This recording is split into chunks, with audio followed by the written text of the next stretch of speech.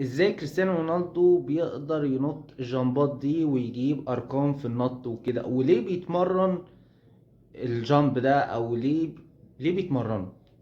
اول حاجة هقولك ازاي بينط كده.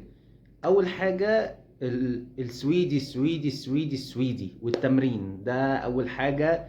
تاني حاجة طول كريستيانو رونالدو 187 سنتي، فهيقول بالجزمة 190 سنتي، فالراجل ما شاء الله عليه يقول 190 سنتي، يعني راجل نخلة.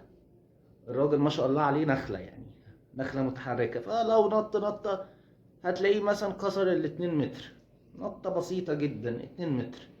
قول بقى بالتمرينات بتاعه بينط مثلا 2 متر و40، فالراجل خد جامب يقزح بقى 2 متر 50. دي يعني دي نقطة يعني.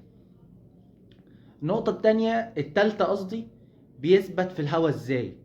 خلي بالك لما بيجي بيتمرن رجليه، يعني بيضم رجليه لورا، يعني بي بيتنيها لما بيجي ينط، بيتنيها علشان يثبت في الهواء وياخد اكبر نسبة جامب ممكنة وثبات ممكنة. فانت متخيل يا باشا